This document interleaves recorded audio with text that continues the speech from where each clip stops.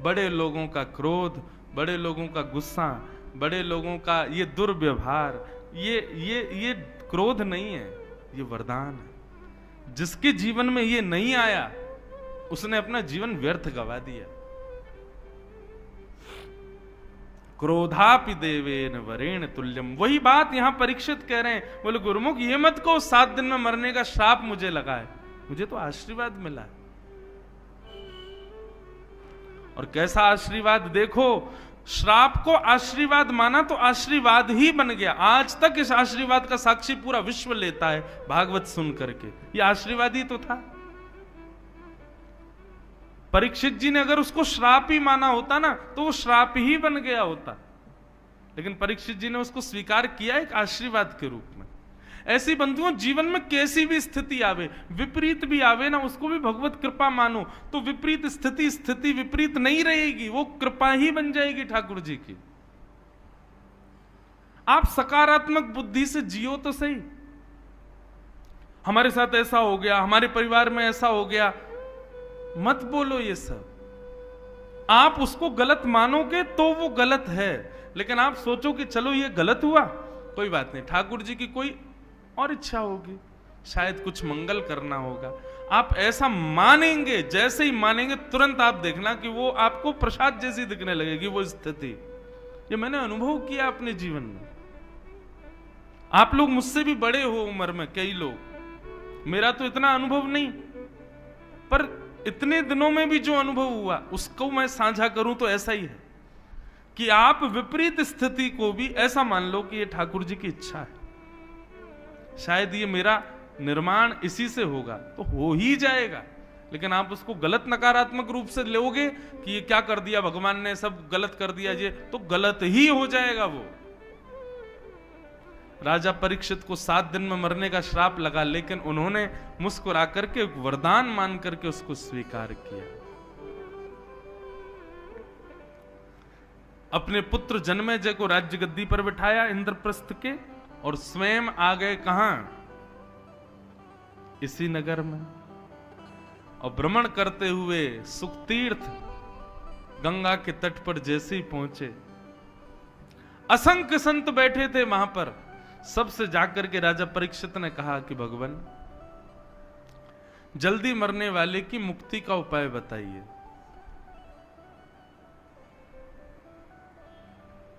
सबने अलग अलग भाव बताए, लेकिन तभी वहां पर श्री सुखदेव जी का आगमन हुआ।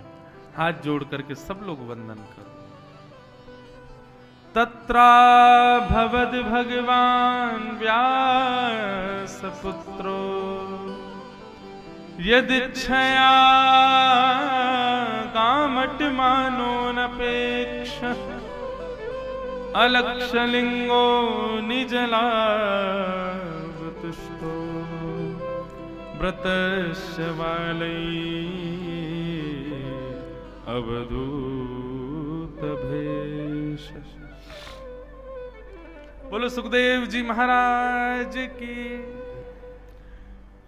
अच्छा, यहां पर परीक्षित जी ने सुखतीर्थ में आकर के एक आसन लगाया और कहा जल्दी मरने वाले की मुक्ति का उपाय क्या है, इसका उत्तर जो भी दे इस आसन पर बैठ के दे। मेरे जीवन के 7 दिन बचे, मैं क्या करूं। तो किसी ऋषि की इतनी हिम्मत नहीं हो रही थी कि उस आसन पर बैठ जाएं। बोले कहीं हमने 7 दिन में मुक्ति नहीं दिलाई तो। लेकिन महाराज सुखदेव जी का कैसा स्वरूप, सीधे चलते हुए आए, आसन पे ही आके बैठे सीधे। मानो उनको इतना विश्वास था कि अब तो परीक्षित तुम हमारे हाथ में हो, हम ही पार करेंगे तुमको। ऐसा गुरु बंधुओं जीवन में सबको प्राप्त हो। सुखदेव जी आकर के विराजमान हो गए। परीक्षित जी ने चरणों में प्रणाम किया और चरणों में प्रणाम करते हुए कहा भगवान आप जैसे संतों का तो घर बैठ के स्मरण कर लें तो पवित्र हो जाते हैं, परंतु प्रत्यक्ष दर्शन मिल जाए तो कहना ही क्या है। नाथ, मैं आपके चरणों में प्रणाम करते हुए कहता हूं मेरे जीवन के केवल 7 दिन बचे हैं, मुक्ति का उपाय बताइए। मैं 7 दिन में मुक्ति कैसे प्राप्त करूं। अतः पृच्छामि संसिद्धिम योगिनाम परमम गुरुम पुरुषस्येह यत् कार्यम म्रियमाणस्य सर्वथा। मेरे जीवन के केवल 7 दिन बचे। और परीक्षित के इस भाव को सुन करके श्री अब सुखदेव जी यहां से बोलना प्रारंभ करते हैं।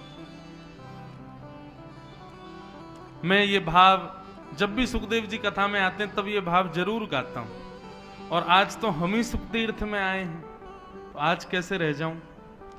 जिनकी शरण से आज मेरा जीवन है, जिनकी शरण से आज मेरी कथा से कितनों का जीवन चल रहा है, कितनों की कथा से कितनों का जीवन चल रहा है, ऐसे शरणागत वत्सल श्री सुखदेव जी को हम यही कहते हैं, तेरी शरण में आके मैं धन्य हो गया, तेरी शरण में आके मैं धन्य हो गया, तेरी शरण में आके मैं धन्य हो गया,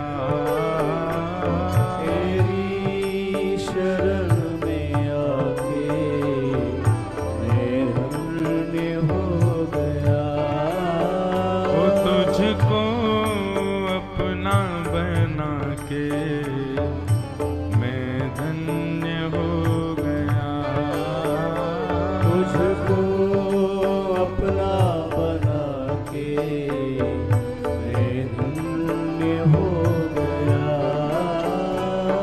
जन्मों की प्यास थी जो, जन्मों की प्यास थी जो, जन्मों की प्यास थी जो, जन्मों की प्यास थी जो, संपन्न हो गया, तेरी शरण में आके मैं धन्य हो गया, तेरी शरण में आके मैं धन्य। श्री सुखदेव जी महाराज की।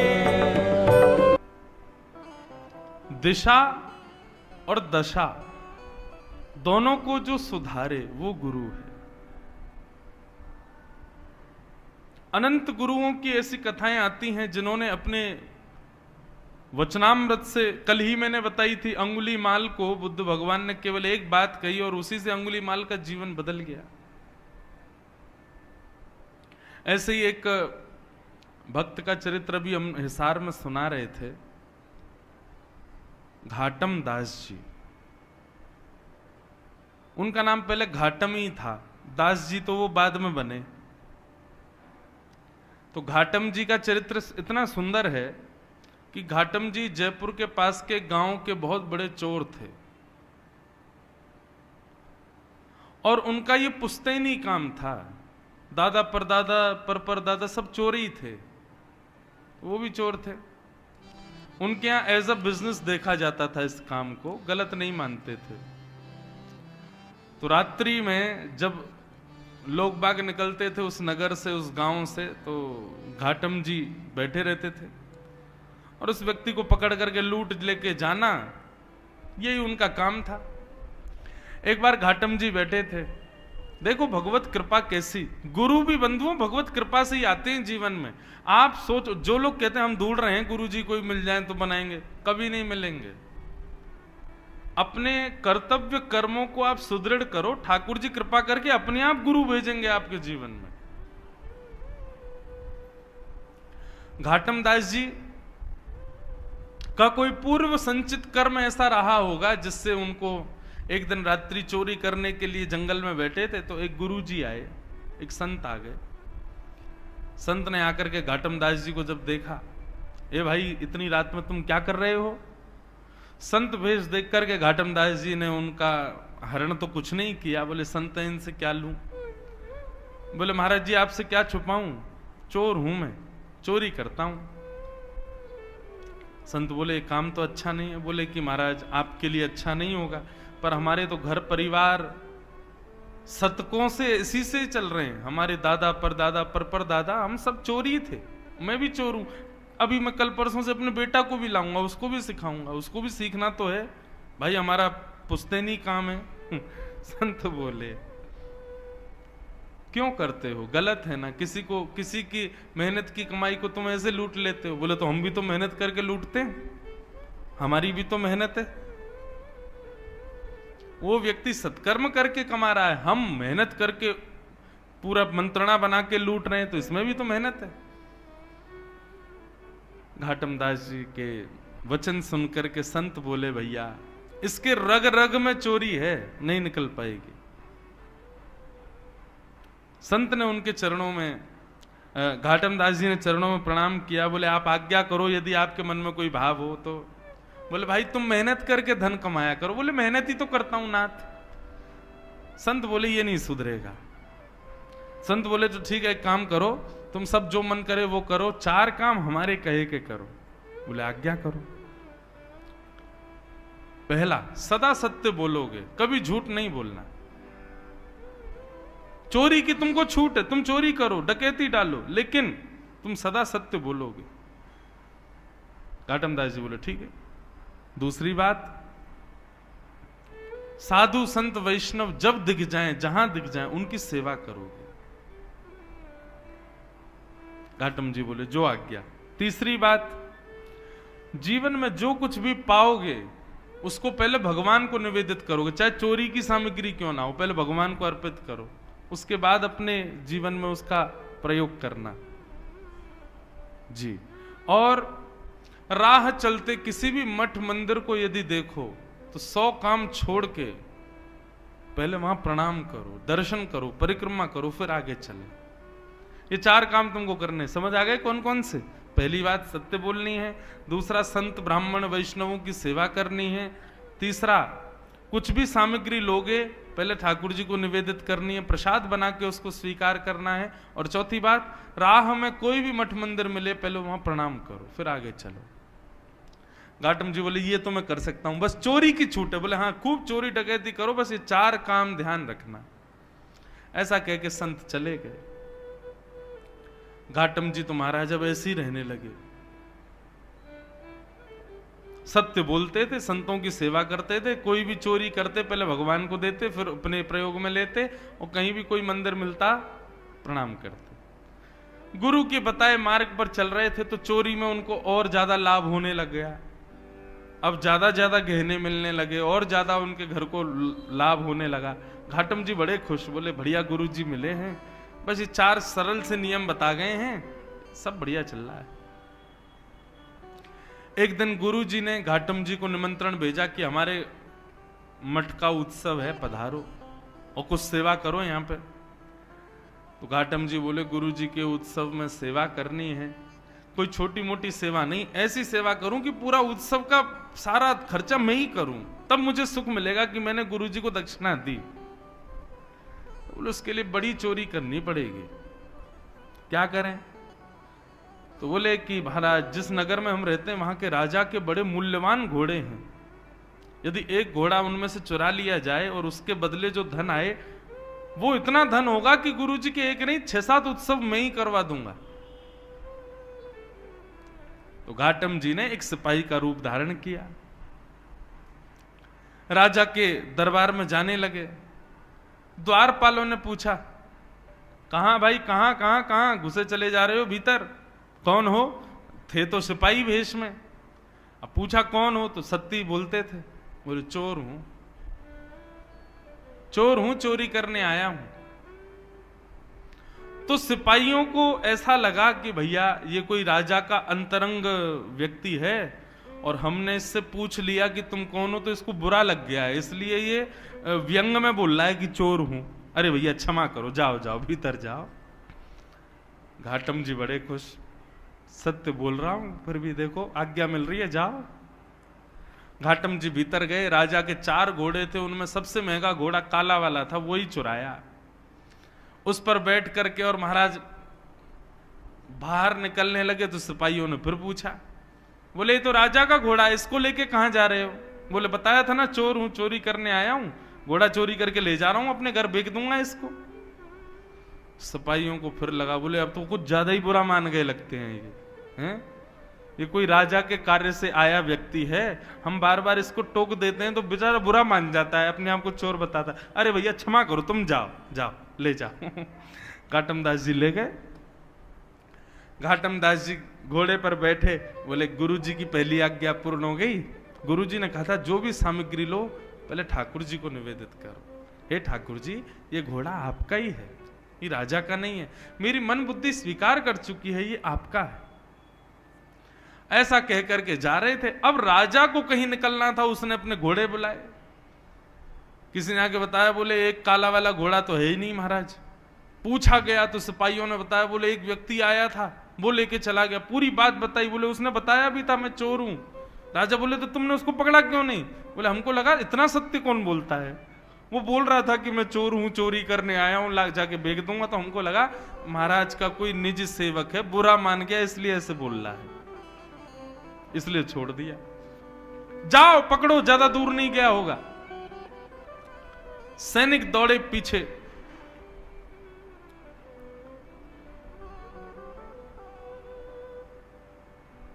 सैनिक पीछे दौड़े। अब यहां घाटम जी घोड़ा लेकर के जा रहे थे। रास्ते में ही एक मंदिर मिल गया और मंदिर में पूजा सेवा चल रही थी। घाटम जी को वैसे भागना तो था, बोले भैया पीछे सैनिक लगे हैं, लेकिन नहीं, कोई बात नहीं, पकड़े जाएंगे तो ठीक है, गुरु आज्ञा रक्षा करेगी। गुरु जी ने कहा था पहले मंदिर प्रणाम करना। घोड़े को एक पेड़ पर बांध दिया, घाटम जी भीतर चले गए। मंदिर में दर्शन करने के लिए गए, इतने में ही सिपाही आए। सिपाहियों ने मंदिर के बाहर पेड़ से बंधे हुए घोड़े को देखा। घोड़े की कद काती और उसका नैन नक्श तो सब वही थे जो राजा के घोड़े के थे, पर उसका रंग अब श्वेत हो गया था। वो काला नहीं था, अब सफेद हो गया था। क्यों? क्योंकि घाटम जी ने उसको भगवान को निवेदित कर दिया था। बोले ठाकुर जी आपका है। ठाकुर जी ने उसका रंग ही बदल दिया। बोले राजा का तो काला था, भगवान का तो सफेद है। सैनिक गए महाराज, सैनिक सब घेर के खड़े थे। घाटम जी अंदर से मंदिर से पूजा पाठ करके परिक्रमा करके बाहर आए, देखा सैनिक खड़े। सैनिकों ने पूछा, हाँ भाई ये घोड़ा किसका है? राम जी का। सत्य बोल रहे हैं, मैंने तो निवेदित कर दिया उनको। बोले तुम राजा के यहां से चुरा के लाए हो ना इसको? बोले हाँ ये बात सत्य कि राजा के यहां से चुराया, पर मैंने अब ये ठाकुर जी को दे दिया है, अब ये ठाकुर जी का है। तो क्या बकवास करते हो? और ये काला था, ये गोरा कैसे हो गया? बोले वो तो मैं भी सोच रहा हूं कि ये गोरा कैसे हुआ। मुझे ऐसा लगता है राम जी को गोरे घोड़े पसंद होंगे, इसलिए उन्होंने इसको गोरा कर दिया। सैनिकों के दिमाग में बात ही नहीं घुस रही घाटम की। बोले बोल क्या रहा है? बोले भाई कद काटी तो वही है, सब नैन नक्श वही है राजा के घोड़े के जो थे, ये गोरा कैसे हो गया? तो घाटम जी बोले मैं बोल भी तो रहा हूं कि मैंने चुराया, और जब चुराया था तब काला था, पर राम जी को निवेदित किया तो गोरा हो गया। सैनिक बोले ऐसे काम नहीं, इसको पकड़ के ले चलो, ले चलो इसको। पकड़ के राजा के सामने ले गए। राजा ने कहा भाई घोड़ा तो ये मेरा ही है, पैरों में नाल भी वैसी, आंख भी वैसी, कान भी वैसे, गले के बाल भी वैसे, सब कुछ, लेकिन ये गोरा कैसे हो गया? और 1 घंटा भी नहीं हुआ तुमको चोरी किए, इतनी जल्दी कोई पुताई करके रंग तो बदल नहीं सकता, ये रंग इसका गोरा कैसे हुआ? घाटम जी बोले क्योंकि नाथ ये पहले आपका था, अब ये राम जी का है। बोले राम जी का मतलब? बोले मैंने राम जी को निवेदित कर दिया, उनको दे दिया, प्रसाद बन गया, अब ये उनका प्रसाद है, उनको गोरे घोड़े पसंद होंगे इसलिए गोरा हो गया। आपका ही है, मैं मानना हूं मैंने ही चोरी किया है, पर ये अब राम जी को दे के मैंने गोरा करवा लिया। राजा का भी सर घूमने लगा। बोले ये कैसा व्यक्ति है, क्या बोल रहा है? बोले सुनो ये झूठ बोल रहा है, ये चोर को बचाने का प्रयास कर रहा है। चोर तो इसने भगा दिया असली घोड़े के साथ, और ये नकली घोड़ा लाके हम लोगों को गुमराह कर रहा है। नहीं नहीं महाराज मैं झूठ नहीं बोलता, ये आपका ही घोड़ा है। बोले यदि ये मेरा घोड़ा है तो मेरे घोड़े की एक पहचान है कि उसके गले के पास में एक मस्सा है बालों के भीतर। बोले देख लो। आकर के महाराज बाल हटा करके देखे, राजा तो महाराज मूर्छित जैसा हो गया, मस्सा दिख गया उसको। बोले असंभव, ये गोरा कैसे हो गया? बोले मैं बता रहा हूं ना, ये राम जी को निवेदित कर दिया मैंने। राजा चरणों में गिर गए, भैया तू क्या बला है, तू ये बता पहले। सत्य भी बोल रहा है, चोरी भी कर रहा है, सबको बता भी रहा है मैं चोर हूं, सब कुछ कर रहा है, और अब तो ये है क्या?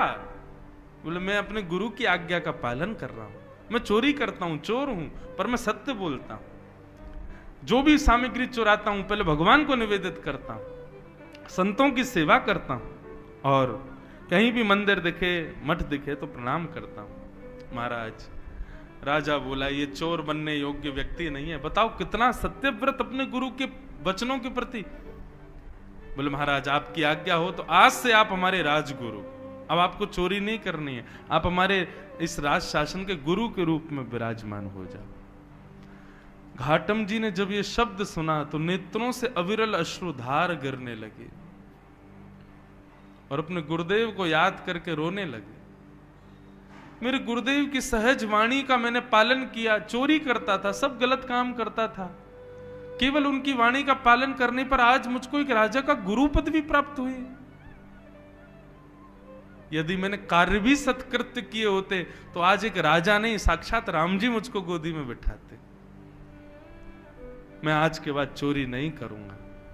और उस दिन से घाटम जी का नाम बदल गया और उन्होंने अपना नाम रखा घाटम दास। और केवल साधारण सी गुरु आज्ञा से एक चोर, जिसके पुश्तैनी चोर हैं सब, ऐसे घाटम जी परम भक्त वैष्णव हो गए। पर घाटम दास जी पद लिखते थे, उनका एक पद बड़ा सुंदर है। घाटम दास जी क्या गाते?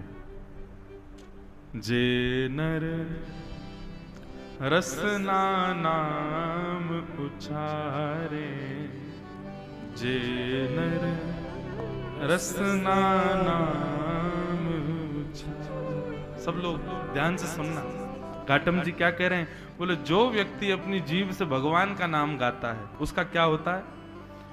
केतक बात आप तरवे की, केतक बात आप तरवे की, कोटि पतित निस्तारे, कोटि पतित निस्तारे। जे नर रसना नाम उचारे, जे नर रसना घाटम दास जी कहते हैं यदि तुम सोच रहे हो कि तुम अपना कल्याण स्वयं कर लोगे, कभी नहीं कर पाओगे। जब तक तुम्हारी जिह्वा पर भगवान नाम नहीं आएगा तब तक तुम्हारा कल्याण नहीं हो पाएगा। इसलिए अपनी जिह्वा पर दुनिया भर की सामग्रियों को बैठा करके उसको सुशोभित मत करो। जीव तो तब सुशोभित होगी जब राम नाम इस पर विराजमान होगा।